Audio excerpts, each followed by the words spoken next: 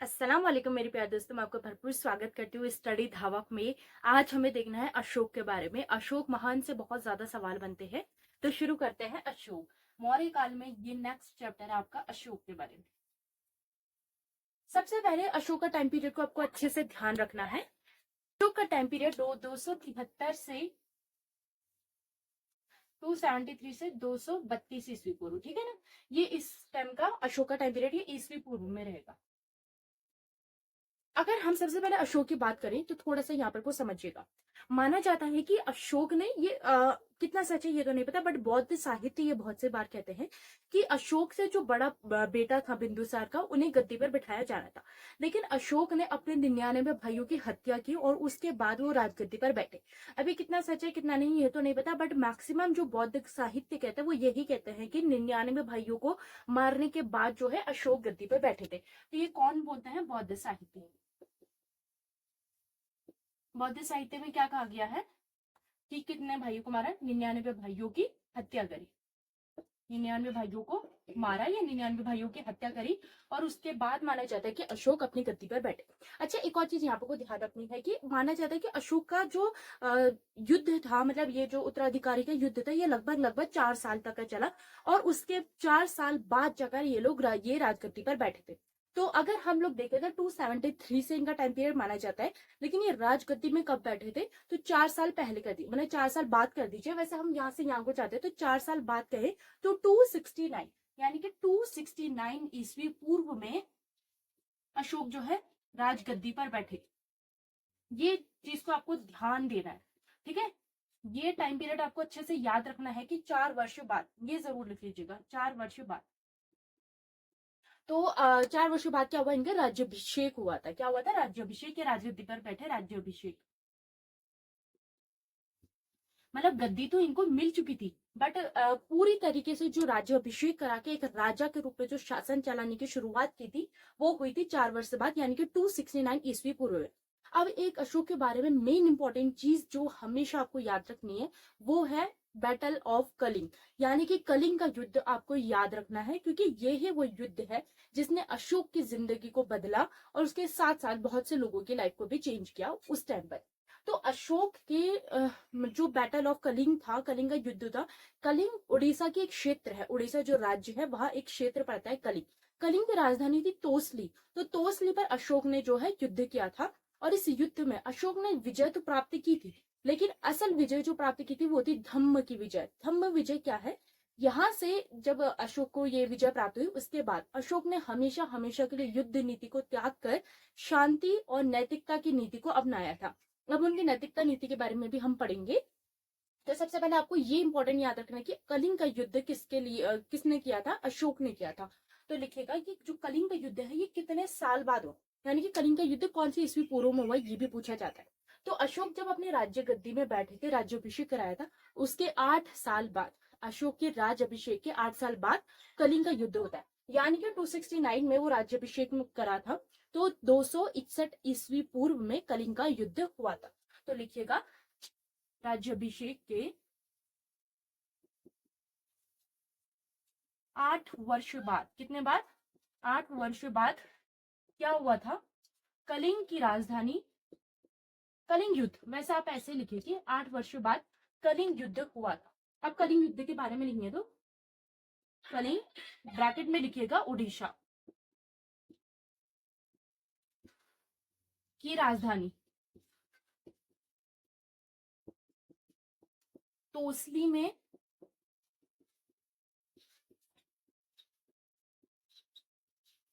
तो कलिंग की राजधानी तोसली में युद्ध हुआ था, और इसमें विजय कौन हुए थे? ऑब्वियसली अशोक, विजय अशोक।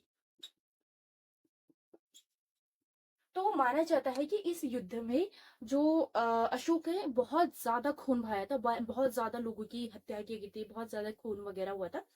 तो एक स्टोरी ये बताई जाती है कि जब अशोक ने ये युद्ध करा और देखा कि हर तरफ विनाश का तांडव मचा हुआ है, सब खून में नहाए हैं, सारे सेनापति से सैनिक सारे तड़प रहे हैं, बट एक ऐसा सैनिक है या एक ऐसा नॉर्मल व्यक्ति है जो सबको पानी पिला रहा है। वो अपने मतलब वो माना जाता है, शायद ये स्टोरी मुझे अच्छे से ध्यान नहीं है, कोई सैनिक होता है जो कि अशोक की सेना में से ही होता है, और वो जो है दुश्मन सेना के लोगों को भी पानी पिलाता है, सबको पानी पिलाता है। तब अशोक उनसे पूछते हैं कि तुम उनको क्यों पानी पिला रहे हो। तब शायद उनका कहना ये था कि वो बौद्ध नीति को मानते हैं, या फिर वो बौद्ध धर्म से जुड़े हुए हैं, या फिर वो बौद्ध धर्म के बारे में जानते हैं, और बौद्ध धर्म में ये बताया जाता है कि आपके सबके लिए अच्छा कार्य करना है, सदैव सत्य के, सदैव अहिंसा की राह में चलना है। तो शायद ऐसे कोई स्टोरी हुई थी, उसके बाद से जाके इनका मन बहुत ज्यादा उद्वेलित हुआ, और उसके बाद इन्होंने इस नीति को त्याग दिया कि मैं युद्ध नहीं करूंगा। उसके बाद से इन्होंने जो नीति अपनाई थी उसे कहा जाता है धम्म नीति, ठीक है ना। अब इसका स्क्रीनशॉट ले लीजिए।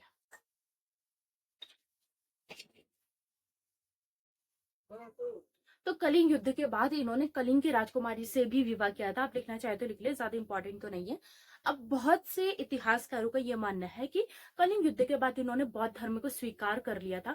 कुछ इनके अभिलेखों में भी ऐसा पता चलता है कि उन्होंने बौद्ध धर्म स्वीकार किया था, बट मैक्सिमम बातें ये बताती हैं कि इन्होंने कोई भी धर्म को स्वीकार नहीं किया था, न जैनिज्म न बौद्धिज्म। हाँ, ये बौद्ध धर्म से बहुत ज्यादा प्रभावित हुए थे, बट बौद्ध धर्म को अपनाया था ऐसे ज्यादा स्रोत नहीं मिलते हैं। बट मैक्सिमम भी स्रोत ये भी कहते हैं कि अपनाया था, कुछ कहते हैं नहीं अपनाया था। तो इससे ज्यादा आपके सवाल बनेंगे भी नहीं, तो इस चीज में आपको ध्यान नहीं देना।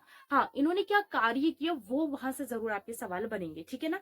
तो अब हम देखते हैं कि इनके क्या क्या इंपॉर्टेंट कार्य रहे। तो सबसे पहले जो अशोक है, अशोक की जो बेटी है और बेटा, अशोक के बेटा और बेटी।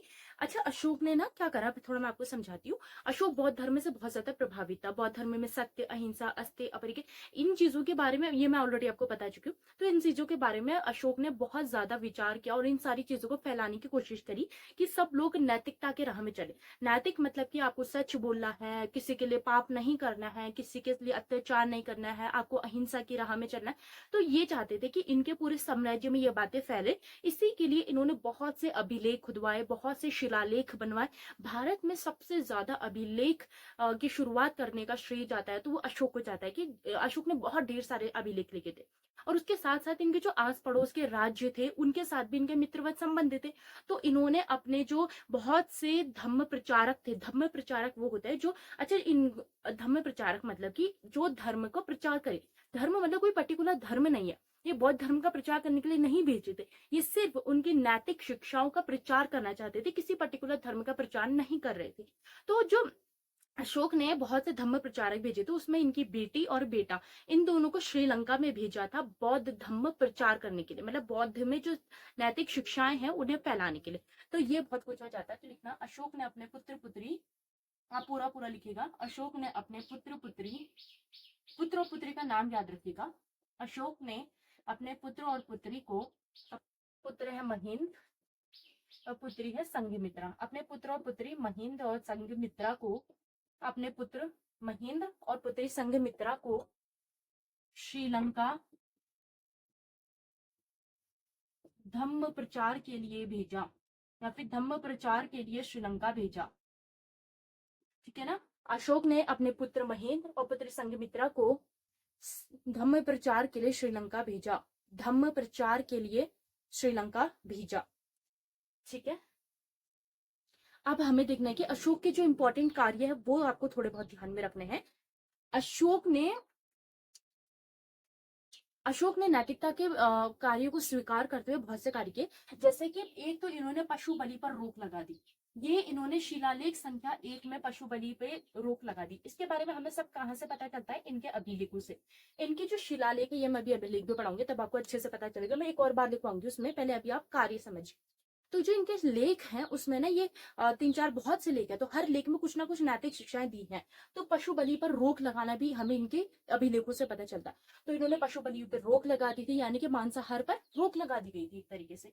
और उसके अलावा इन्होंने बहुत से ऐसे कार्य किए थे जो लोगों के लिए हमेशा के उनके सामाजिक सौहार्द के लिए, जैसे कि इन्होंने अस्पताल खुलवाए, बहुत से अस्पताल पहले भी थे, बट बड़े लेवल में अस्पताल खुलवाना, सार्वजनिक रूप से अस्पताल खुलाना, ये बहुत बड़े लेवल में काम होता। तो लिखिएगा अस्पताल खुलवाए। उसके अलावा कुएं खुदवाए, ताकि राहगीरों के लिए, ये कुएं जो है ये सार्वजनिक होते थे, सब लोग इनसे पानी पी सकते थे, राहगीरों के लिए कुएं खुदवाए। और ये किन के लिए होते थे, राहगीर के लिए। और उसके अलावा इन्होंने राहगीरों के लिए पेड़ लगवाए। पेड़ लगवाए, देखो पेड़ से बहुत ज्यादा फायदा होता है। आपको पता है ये पेड़ कितने ज्यादा इंपॉर्टेंट है आज के जमाने, आज के टाइम पीरियड के, तो बहुत ज्यादा इंपॉर्टेंट है। तो वृक्ष लगा के क्या होता है, पहला आपको छाया मिलती है, आने जाने वाले लोग रास्ते में, इन्होंने रास्तों में पेड़ लगवाए थे ताकि जो आने जाने वाले लोग हैं उन्हें गर्मी हो तो थोड़ी देर वो विश्राम कर सके पेड़ के नीचे, ठंडी हवा ले सके। और उसके अलावा ऐसे पेड़ भी थे जिसमें फल लगते थे। अब वो सार्वजनिक है तो कोई भी लेकर खा सकता था, तो इससे क्या है, आने जाने वालों के लिए कभी भूख लगी, कभी खाना नहीं हुआ, तो ऐसी सुविधाएं उनको प्राप्त हो जाती थी। तो बहुत से पेड़ लगवाए। और उसके अलावा इन्होंने अपने जितने भी समाज के लोग हैं उनको शिक्षाएं बांटी। शिक्षा में इन्होंने क्या कहा कि सदैव ब्राह्मण ब्राह्मण माता पिता ब्राह्मण माता पिता व बड़ों का आदर करें, बड़ों का आदर करें। ये सब इन्होंने किस में बताए हैं, अपने अभिलेखों में खुदवा कर। अच्छा क्या होता था ना, मैं आपको बताती हूँ। इनके टाइम पीरियड पर ये सार्वजनिक स्थान पर, मतलब खुला बाजार होगा वहां पर को वो बनवाते थे, पिलर्स बनाते थे। अशोक के पिलर बहुत ज्यादा फेमस है। तो ये जो स्तंभ होते थे उसमें ये सारी चीजें लिखी जाती थी कि बड़ों का आदर करिए, उन्हें दान दीजिए, उनका सम्मान कीजिए, ये सारी चीजें लिखी जाती थी। और उसके अलावा ये जो है, इनके जो महामात्र होते थे, महामात्र क्या बताऊंगी, सीधी सी बातें हैं, तो इनके जो अधिकारी होते थे, ये अधिकारी सार्वजनिक रूप से अशोक के द्वारा जो ये बातें हैं ये भी सुनाते थे। कोई लोग ऐसे होते जो पढ़ नहीं पाते हैं, तो ये लोग क्या करते थे कि एक मतलब साल में या महीने में ये लोग पढ़ के सुनाया भी करते थे कि अशोक ने क्या क्या अपने अ, अ, ये भी बताते कि अशोक ने क्या क्या कार्य करवाए हैं, कुएं खुदवाए, पेड़ लगाए, उसके अलावा आपको क्या क्या काम करने चाहिए। तो ये नैतिक शिक्षा बोल बोल कर भी सुनाई जाती थी उस टाइम पर इनके अधिकारियों के द्वारा, ठीक है ना। तो इन्होंने क्या कहा कि ब्राह्मण माता पिता और बड़ों का आदर करें। और उसके अलावा ये कहते थे कि ब्राह्मण व रिश्तेदारों को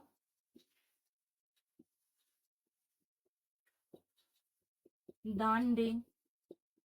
तो ऐसे बहुत से नैतिक शिक्षाओं को इन्होंने पूरी हर जगह फैलाया था। अहिंसा ना करें, सॉरी अहिंसा करें, हिंसा से दूर रहें, हमेशा सत्य बोले, बड़ों का आदर करें, लोगों से प्रेम भाव रखें। तो ये सारी चीजें जो है अशोक ने सबके लिए ये बातें फैलवाई थी, अपने आसपास के पड़ोसी राज्यों तक का भी अपनी ये नैतिक शिक्षा, ये जो नैतिक शिक्षाएं हैं इसको ही उन्होंने एक नाम दिया जिसे कहा जाता है धम्म। धम्म, ये धम्म कोई धर्म नहीं था बल्कि ये नैतिक शिक्षाएं थी जिसका प्रचार बहुत ज्यादा बड़े लेवल में अशोक ने किया। और माना जाता है कि अशोक की वजह से ही जो आज कंबोडिया, वियतनाम, चाइना, इतने बड़ी बड़ी जगह जो ये बौद्ध धर्म की शुरुआत हुई, तो अशोक की उससे भी है, क्योंकि अशोक ने बहुत बड़े लेवल में फैलाया था, सिर्फ भारत में नहीं अन्य देशों में भी इसको बहुत फैलाया था। अब हमें इनकी इंपॉर्टेंट चीज देखनी है, वो है अभिलेख, जहां से अच्छे खासे सवाल बनते हैं। अभिलेख बहुत इंपॉर्टेंट है क्योंकि अशोक ने बहुत ज्यादा अभिलेख लिखवाए हैं।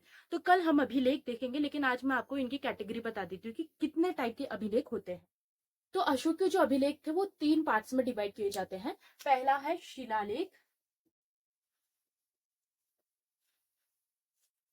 सेकंड है स्तंभलेख, और एक है गुहालेख। अब ये भी 2 पार्ट्स में बांट हुए हैं और इसको भी 2 पार्ट्स में डिवाइड किया गया है। ये है दीर्घ, लघु, ये भी दीर्घ और लघु, दीर्घ स्तंभलेख, लघु स्तंभलेख, ठीक है ना। तो इस तरीके से अभिलेखों को बांटा गया था अशोक के अभिलेखों को। जी शिलालेख होते हैं, शिलालेख शायद आप समझते होंगे, शिला मतलब किसी भी पत्थर में अगर आपने कुछ भी लिखवा दिया है तो वो शिला, शिला किसे माना जाता है, पत्थर को। और स्तंभ जो भी पिलर्स होते हैं जो बहुत ज्यादा लंबे होते हैं, उसमें अगर आपने पूरा अभिलेख खुदवाया तो स्तंभ। गुहा होते हैं जो गुफाओं में लिखे गए थे। तो ये कल हम लोग देखेंगे इनकी कैटेगरी को अच्छे से एक एक करके, और कौन से अभिलेख इंपॉर्टेंट है उनके नाम भी हमें देखने हैं।